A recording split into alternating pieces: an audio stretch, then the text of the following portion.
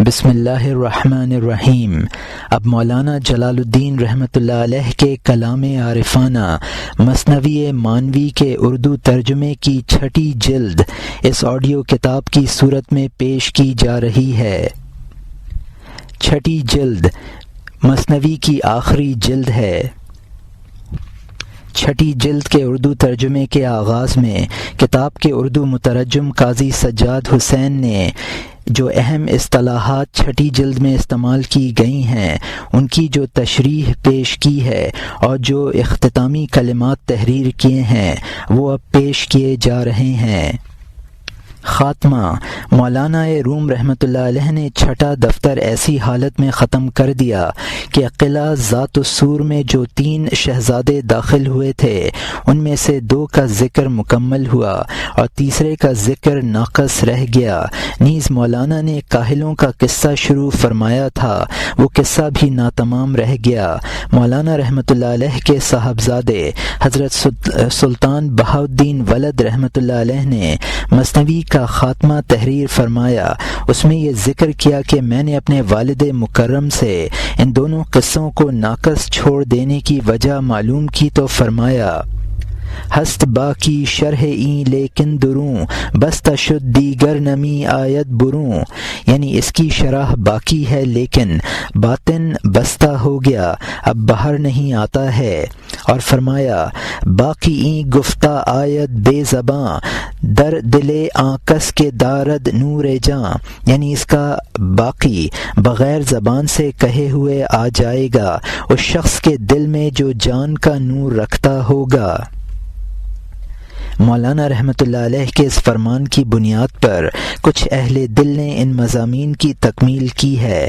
اس سلسلے میں 2 بزرگوں کا کلام ہمارے پیش نظر ہے، ایک مفتی الہی بخش رحمۃ اللہ علیہ کا جنہوں نے چھٹے دفتر کی تکمیل کے لیے خاتمہ تحریر فرمایا، اور دوسرا مولانا شیخ محمد صاحب تھانوی رحمۃ اللہ علیہ کا جنہوں نے تکمیل کے لیے 7واں دفتر تحریر فرمایا۔ حضرت مولانا شیخ محمد تھانوی رحمۃ اللہ علیہ میاں جی نور محمد صاحب جھنجھانوی رحمۃ اللہ علیہ کے مجاز اور حضرت حاجی امداد اللہ صاحب مہاجر مکی رحمۃ اللہ علیہ کے پیر بھائی تھے۔ اپنے دور کے علماء فہول میں ان کا شمار ہے، اور حضرت حق تعالی نے ان کو شریعت و طریقت میں بہت بلند مقام عنایت فرمایا تھا۔ سن پیدائش 1230 ہجری اور سن وفات 1296 ہجری ہے۔ مولانا عبدالحی صاحب رحمۃ اللہ علیہ نے نزہۃ الخواطر میں ان کا ذکر فرماتے ہوئے لکھا ہے: کان مفرط الذکاء سریع الادراک والحفظ حب الکلام، یعنی بہت ذہین، جلد سمجھ جانے والے، قوی الحافظہ اور شیریں کلام تھے۔ حضرت حاجی امداد اللہ صاحب رحمۃ اللہ علیہ نے غذائے روح میں اپنے شیخ کے خلفاء کا ذکر کرتے ہوئے تحریر فرمایا ہے: ہیں خلیفہ ان کے گرچہ بے شمار، لیک ان میں سے ہیں 2 اعلیٰ وقار، ان میں سے 2 شخص ہیں اہل ہدا، ماہ برج معرفت شمس الدہا، یعنی ہیں حافظ محمد زامنب، فیض کے طالب ہیں جن کے لوگ سب، دوسرے شیخ محمد مولوی، علم و زہد ان کا ہے عالم پر جلی۔ مولانا اشرف علی صاحب تھانوی رحمۃ اللہ علیہ نے مولانا شیخ محمد صاحب رحمۃ اللہ علیہ کا مرثیہ لکھا تو فرمایا: اے کجا رفتاں تقی او آنقی، مولوی شیخ محمد تھانوی، بود دریا بعلم ظاہری، بحر مواج بعلم باطنی، در کلامش آنچا تاثیر بود، مرد مارا ہوش او صبر می بود، قطب کامل بود مقبول خدا، یا الہی پوش در رحمت درا۔ مولانا شیخ محمد صاحب رحمۃ اللہ علیہ نے مثنوی کا پورا ایک دفتر ہفتم تحریر فرمایا ہے۔ جی چاہتا ہے کہ اس کو بھی ہم شریک اشاعت کریں، لیکن بعض مجبوریوں کی بنا پر سر دست ایسا نہیں ہو سک رہا ہے۔ خدا کی توفیق شامل حال ہوئی تو انشاءاللہ اس کو کسی اور موقع پر مستقل شائع کرنے کی سعادت حاصل کریں گے۔ سر دست تبرکن اس کے کچھ ابتدائی اور آخری اشعار ذکر کیے جاتے ہیں۔ ابتدا اس طور پر فرمائی ہے: اے محمد دیر شد جذب حسام، ہم چو سمسامے تو ہست اندر نیام، خوش بیا او از میانش کش چو نور، تا شود تاریکی احوال دور، یا الہی بخش الہی بخش را، کس جلالش بود ذکر در درا، دفتر سادس مکمل کرد و رفت، عقدہ کاں بود ہم حل کرد و رفت۔ آخری چند اشعار حسب ذیل ہیں: محو گرداں در جمال با کمال، چشم بے چشمک نما اے ذوالجلال، ولد ہی فرما و تسکینم ببخش، دیں پناہم حاصل و نیم بخش، آخرش تا چند این ہجراں و فصل، بادائے بحر محمد وہ ز وصل۔ حضرت مولانا اشرف علی صاحب رحمۃ اللہ علیہ نے تحریر فرمایا ہے کہ انہوں نے مثنوی کا ایک دفتر حفتم مکہ معظمہ میں بھی دیکھا اور ہندوستان میں بھی، جس کو مولانا روم رحمۃ اللہ علیہ کی طرف منسوب کیا جاتا ہے، لیکن مولانا کی رائے میں یہ انتساب بالکل غلط ہے۔ مولانا رحمۃ اللہ علیہ نے اس دفتر کے آغاز کے یہ اشعار نقل کیے ہیں: اے ضیاء الحق حسام الدین سعید، دولتت پائند فقرت بر مزید، چونکہ از چرخ ششم کردی گزر، بر فراز چرخ ہفتم کن مقر۔ اور آخری شعر یہ نقل کیا ہے: حسبی اللہ ما عنان اختیار، باتو دادیم اے قدیم کردگار۔ اور پھر مثنوی کے انداز ہی میں اپنی رائے تحریر فرمائی ہے: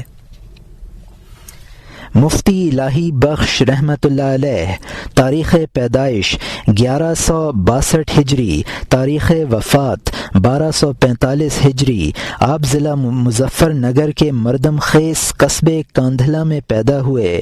والد صاحب کا اسم گرامی الشیخ الطیب شیخ الاسلام ہے، اور سلسلہ نسب امام فخر الدین رازی رحمۃ اللہ علیہ کے واسطے سے حضرت ابو بکر صدیق رضی اللہ عنہ تک پہنچ جاتا ہے۔ آپ نے ابتدائی تعلیم اپنے والد بزرگوار سے حاصل کی اور 14 سال کی عمر میں تمام علوم نقلیہ اور عقلیہ سے فارغ ہو گئے۔ اس کے بعد آپ کو سعادت ازلی نے شاہ عبدالعزیز محدث دہلوی رحمۃ اللہ علیہ کی خدمت میں پہنچا دیا۔ ان کی صحبت نے آپ کو کندن بنا دیا اور ان کے فیض سے آپ باطنی علوم میں بھی اعلیٰ مقام پر فائز ہو گئے، اور شاہ صاحب رحمۃ اللہ علیہ کی نگرانی میں آپ نے درس دینا شروع کر دیا۔ شاہ صاحب اپنے شاگردوں میں سے آپ پر بہت زیادہ اعتماد کرتے تھے، چنانچہ اس حقیقت کا اس سند سے اظہار ہوتا ہے جو شاہ صاحب نے اپنے دست مبارک سے لکھ کر آپ کو عطا فرمائی تھی۔ نواب ضابطہ خان نے آپ کے علم و فضل کی بدولت آپ کو حضرت شاہ صاحب رحمۃ اللہ علیہ سے اپنے لیے مانگ لیا، اور مفتی صاحب کچھ عرصے ان سے متعلق رہے، لیکن نواب صاحب کے وصال کے بعد آپ نے وطن کو خیر بات کہہ دیا اور آپ بھوپال تشریف لے گئے۔ وہاں عہدہ افتاء پر فائز رہے، پھر بھوپال کا قیام ترک کر کے اپنے وطن کاندھلا تشریف لے آئے، اور تادم واپسی کاندھلا ہی میں رونق افروز رہے۔ حواشی اور تعلیقات کے علاوہ آپ کی تصانیف 34 گنائی جاتی ہیں، لیکن آج ہمارے ہاتھوں میں انہی میں سے چند ہی ہیں۔ منجملہ ان کے خاتمہ مثنوی کو قبول عام کا درجہ حاصل ہے۔ مثنوی شریف کے چند ایڈیشن ایسے ہیں جن میں آپ کی تحریر فرمودہ خاتمے کو جز بنایا گیا ہے۔ ہم نے بھی ضروری سمجھا کہ اس ایڈیشن میں اس کو شامل کر لیں۔ اب دفتر ششم میں استعمال کی گئی مختلف اصطلاحات کی تشریح پیش کی جا رہی ہے۔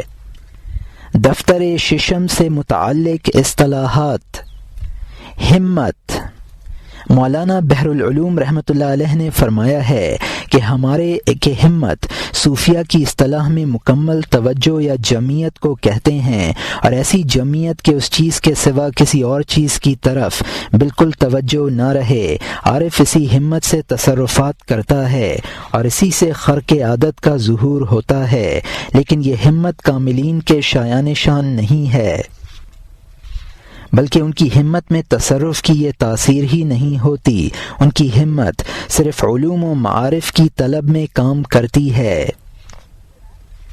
اب دوسری اصطلاح کی تشریح پیش کی جا رہی ہے جو کہ توحید فی الذات ہے۔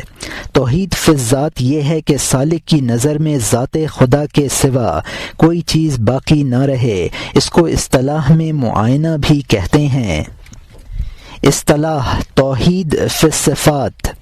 توحید فی الصفات یہ ہے کہ سالک کی نظر میں صرف صفات خداوندی رہ جائیں اور غیر اللہ کی صفات نظر میں نہ رہیں، اس کو اصطلاح میں مشاہدہ بھی کہا جاتا ہے۔ اصطلاح توحید فی الافعال یہ ہے کہ سالک کے اپنے افعال نظر و التفات سے غائب ہو جائیں اور صرف افعال حق پر نظر رہ جائے۔ اصطلاح مراقبہ موت یہ ہے کہ سالک کسی وقت قلب کی طرف متوجہ ہو کر یہ خیال جمائے کہ اس وقت سب انسان عالم نزا میں ہیں اور ایڑیاں رگڑ رہے ہیں، اور جو باتیں کوئی ایک دوسرے سے کر رہا ہے وہ گویا مرنے کے وقت کی وصیتیں ہیں۔ مولانا نے اس مراقبہ کا ذکر حسب ذیل اشعار میں کیا ہے۔ در ہما عالم اگر مرد و زنند، دم بدم در نزع و اندر مردنند، اے سخن شاعرا وصیتہا شمر، کہ پدر گوید دراں دم با پسر۔ یعنی اس مراقبے سے سالک کے دل میں عبرت اور رحمت پیدا ہوتی ہے اور بغض اور رشک اور کینہ زائل ہوتا ہے۔ اصطلاح عروج و نزول عروج سالک کی وہ حالت ہے جس میں اس کی توجہ صرف اللہ تعالیٰ کی طرف ہوتی ہے، مخلوق کی طرف بالکل التفات نہیں ہوتا۔ اس کے مقابل نزول ہے، اس حالت میں مخلوق کی طرف بھی توجہ ہوتی ہے اور یہ توجہ مخلوق کا خالق سے تعلق استوار کرنے کے لیے ہوتی ہے۔ اصطلاح عمل خطائین یہ مجہول عدد کو معلوم کرنے کا ایک طریقہ ہے۔ مثلا اگر ہم یہ معلوم کرنا چاہیں کہ وہ کون سا عدد ہے جس کا 2/3 اور اگر اس پر بڑھا دیں تو مجموعہ 10 عدد ہو جائے، ہم اس عدد کو معلوم کرنے کے لیے کوئی ایک عدد فرض کریں گے۔ مثلا ہم نے 9 کا عدد فرض کیا، ہم اس کو مفروض اول کہیں گے۔ ہم نے اس پر اس کا 2 ثلث یعنی 6 اور 1 کا اضافہ کیا تو مجموعہ 16 ہو گیا۔ یہ مقصود عدد کے مطابق نہ نکلا تو ہم مقصود عدد یعنی 10 اور اس عدد میں جو فرق ہے اس کو نکالیں گے، وہ 6 کا عدد ہے، ہم اس کو خطائے اول کہیں گے۔ پھر صحیح جواب معلوم کرنے کے لیے ایک اور عدد فرض کریں گے اور اس عدد کو مفروض ثانی کہیں گے۔ مثلا ہم نے 6 کا عدد فرض کیا، اب اس میں وہی عمل کریں گے، یعنی اس کا 2 ثلث 4 اور 1 کا اضافہ کریں گے تو مجموعہ 11 ہو جائے گا۔ اب بھی عدد مقصود حاصل نہ ہوا، عدد مقصود اور اس مجموعے میں 1 کا فرق ہوا، یہ 1 کا عدد خطائے ثانی کہلائے گا۔ پھر مفروض اول یعنی 9 کو خطائے ثانی یعنی 1 میں ضرب دیں گے تو حاصل ضرب 9 ہوگا، اس کو محفوظ اول کہیں گے، اور مفروض ثانی یعنی 6 کو خطائے اول یعنی 6 میں ضرب دیں گے تو حاصل ضرب 36 ہوگا، اس کو محفوظ ثانی کہیں گے۔ پھر یہ دیکھیں گے کہ خطائے اول یعنی 6 اور خطائے ثانی یعنی 1 عدد مقصود یعنی 10 سے زائد ہیں یا کم، یا 1 زائد ہے اور 1 کم۔ اگر دونوں زائد ہوں یا دونوں ناقص ہوں جیسا کہ یہاں ہے تب دیکھو خطائے اول اور خطائے ثانی میں کیا فرق ہے۔ مثلا یہاں 6 اور 1 میں 5 کا فرق ہے، اور یہ دیکھو کہ محفوظ اول اور محفوظ ثانی میں کیا فرق ہے، تو یہاں 9 اور 36 میں 27 کا فرق ہے۔ تو اس فرق کو جو دونوں محفوظوں میں سے یعنی 27 کو اس فرق پر جو دونوں خطاؤں میں تھا یعنی 5 پر تقسیم کر دو تو حاصل تقسیم عدد مطلوب ہوگا۔ یعنی ہم نے 27 کو 5 پر تقسیم کیا تو حاصل تقسیم 5 صحیح اور 2 خمس بنا، یہی عدد مطلوب ہے۔ چنانچہ ہم اگر اس پر 2 ثلث اور 1 بڑھا دیں گے تو 10 بن جائے گا۔ بڑھانے اور جمع کرنے کا آسان طریقہ یہ ہے کہ عدد صحیح کو کسر کی جنس بنا لو، تو 5 کے 25 خمس ہوئے، اس کو تجنیس کہیں گے، اور 2 خمس پہلے تھا، اب یہ 27 خمس ہو گئے۔ اب اس پر اس کا 2/3 یعنی 18 خمس بڑھا دو، مجموعہ 45 خمس ہو گئے۔ اب اس کو صحیح عدد بنائیں گے، یعنی اس 45 کو 5 پر تقسیم کر دیں گے تو صحیح عدد 9 بن جائے گا، اس کو رفع کہیں گے۔ اس پر 1 کا اضافہ کر دیں گے تو مجموعہ 10 بن جائے گا۔ یہ طریقہ تو جب اختیار کیا جاتا ہے جبکہ دونوں خطائیں مطلوب سے زائد یا ناقص ہوں، لیکن اگر ایک زائد اور ایک ناقص ہو تو پھر مجموعہ محفوظین کو مجموعہ خطائین پر تقسیم کیا جائے گا اور حاصل تقسیم عدد مطلوب ہوگا۔ اصطلاح جبر و قدر۔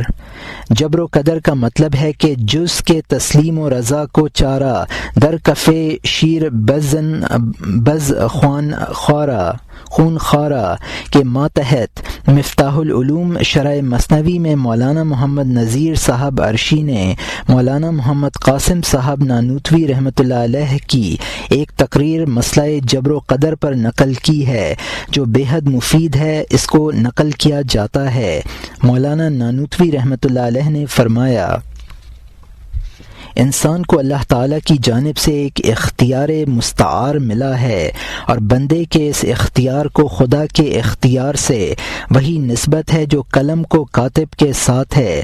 اگر یہ نسبت نہ مانی جائے تو بندے کے اختیار کو من جانب اللہ کہنا غلط ہوگا اور ارادہ انسانی خدا کا مخلوق نہ ہوگا۔ انسان کا ارادہ خدا کے ارادے کا پرتو اور عکس ہے، اور انسانی ارادے کی حرکت خداوندی ارادے کی حرکت کا نتیجہ ہے۔ قرآن نے فرمایا ہے وَمَا تَشَاءُونَ إِلَّا أَن يَشَاءَ اللَّهُ۔ اصطلاح عبادت تسخیری و تشریعی۔ جملہ کائنات اور مخلوقات خدا کی عبادت گزار ہے۔ کچھ مخلوق کی عبادت تسخیری ہے اور وہ اپنی عبادت میں نہ مختار ہیں نہ اس کو اپنی عبادت گزاری کا احساس و شعور ہے۔ بل لہ ما فی السماوات والارض کل لہ قانتون، یعنی بلکہ جو کچھ آسمانوں اور زمینوں میں ہے اس کے لیے ہے، ہر چیز اس کی عبادت گزار ہے۔ اس آیت میں اس تسخیری عبادت کا ذکر ہے۔ عبادت تشریعی بالاختیار ہوتی ہے، اور اس عبادت میں عبادت گزاروں کے مختلف مراتب ہیں۔ بعض وہ ہیں جن کی اللہ تعالیٰ کی طرف توجہ اللہ تعالیٰ کے افعال کے واسطے سے ہوتی ہے، اور بعض وہ ہیں جن کی توجہ صفات کے واسطے سے ہوتی ہیں، اور بعض وہ ہیں جن کی توجہ ذات باری تعالیٰ کی جانب بغیر کسی واسطے کے ہے۔ پہلا درجہ عوام عبادت گزاروں کا ہے، دوسرا درجہ خواص کا ہے، اور تیسرا درجہ اخص الخواص کا ہے۔ افعال و صفات توجہ ذات اور ادراک کا ذریعہ ہیں، لیکن اخص الخواص کا ان کی طرف التفات نہیں ہوتا ہے۔ مولانا روم رحمۃ اللہ علیہ نے عبادت کے ان مراتب کا مختلف اشعار میں ذکر فرمایا ہے۔ اصطلاح عالم خلق و امر۔ صوفیہ کے نزدیک آسمان اور زمین اور ان کے درمیان کی مخلوق عالم خلق ہے، اور اس سے اوپر کا عالم جس میں عالم ارواح بھی ہے عالم امر ہے۔ اصطلاح کلہ۔ پانی کا مٹکا جس میں 300 سیر پانی آ جائے، اگر اس طرح کے 2 مٹکوں کے بقدر پانی ہو تو امام شافعی رحمۃ اللہ علیہ کے نزدیک اس میں نجاست گر جانے سے وہ پانی ناپاک نہ ہوگا۔ اصطلاح بیت المعمور، یہ 7ویں آسمان پر کعبے کے بالمقابل کعبہ جیسی ایک چیز ہے۔ جس طرح انسان کعبے کا طواف کرتے ہیں، فرشتے بیت المعمور کا طواف کرتے ہیں۔ مسلم شریف کی حدیث ہے کہ رسول اللہ صلی اللہ علیہ وسلم نے معراج میں بیت المعمور کو 7ویں آسمان پر دیکھا اور فرمایا کہ اس میں ہر روز 70,000 فرشتے داخل ہوتے ہیں، چنانچہ پھر دوبارہ داخل ہونے کا موقع نہیں ملتا ہے، جنہیں پھر دوبارہ داخل ہونے کا موقع نہیں ملتا ہے۔ اصطلاح قبر النبی صلی اللہ علیہ وسلم، علامہ شامی رحمۃ اللہ علیہ نے تصریح کی ہے کہ حضور صلی اللہ علیہ وسلم کی قبر مبارک کی وہ مٹی جس سے حضور صلی اللہ علیہ وسلم کا جسم اطہر متصل ہے، عرش سے بھی افضل ہے۔ اصطلاح ابو القاسم عبد الکریم بنی حوازن القشیری، 376 ہجری میں پیدا ہوئے اور نیشا پور میں 465 ہجری میں وفات پائی۔ ان کی کتاب رسالہ قشیریہ تصوف کی مشہور کتاب اور تصوف کی کتابوں کا اہم ماخذ ہے۔ ابو طالب مکی مشہور بزرگ ہیں، ان کی کتاب قوت القلوب تصوف کی بلند مرتبہ کتاب ہے۔ امام غزالی رحمۃ اللہ علیہ نے اپنی مشہور کتاب احیاء العلوم میں اس کے اقتباسات درج کیے ہیں۔ اصطلاح اصحاب ایکا، قرآن پاک میں ہے فَكَذَّبُوهُ فَأَخَذَهُمْ عَذَابَ يَوْمِ الظُّلَّةِ إِنَّ كَانَ عَذَابَ يَوْمٍ عَظِيمٍ، انہوں نے اس کی تکذیب کی تو ان کو صاحبان کے دن کے عذاب نے آ پکڑا، بے شک وہ بڑے دن کا عذاب ہے۔ ایکا والوں نے حضرت شعیب علیہ السلام کی تکذیب کی تو ایک روز سخت گرمی پڑنے لگی، جس سے وہ گھبرا کر اپنے تہخانوں میں گھس گئے۔ تہخانے خود تنور کا کام دے رہے تھے، وہ وہاں سے نکلے تو ان پر ایک بادل آ گیا جس کو وہ سمجھے کہ اس کے سائے میں آرام حاصل کر سکیں گے، لیکن اس بادل سے آگ برسنے لگی جس سے وہ جل کر راکھ ہو گئے۔ اصطلاح زرتشت، یہ لقب ہے، اصل نام ابراہیم ہے۔ یہ منوچہر کی نسل سے تھے اور فیسا غورس حکیم کے شاگرد تھے۔ گستاشپ شاہ ایران کے دور میں انہوں نے نبوت کا اعلان کیا اور آتش پرستی کا مذہب ایجاد کیا۔ مجوس ان کو پیغمبر جانتے ہیں اور ان کی کتاب زند کو الہامی کتاب قرار دیتے ہیں۔ بعض علماء اسلام نے بھی ان کو نبی اور حکیم قرار دیا ہے۔ حضرت عمر رضی اللہ عنہ نے بھی مجوس کو اہل کتاب قرار دیا ہے۔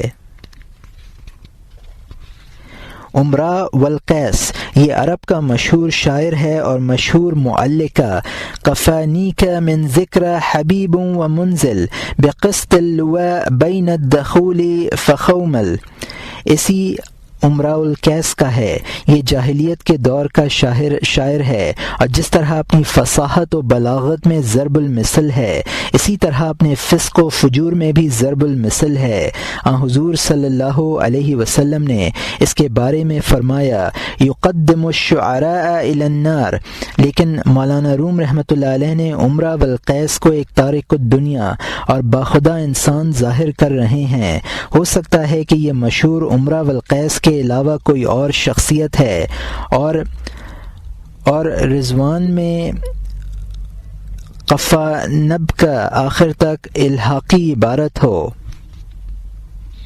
اصطلاح کہ خسرو، ایران کا عظیم شہنشاہ گزرا ہے، اس کا باپ سیاوش اپنے باپ کیکاؤس سے ناراض ہو کر کیکاؤس کے حریف افراسیاب شاہ توران کے یہاں چلا گیا۔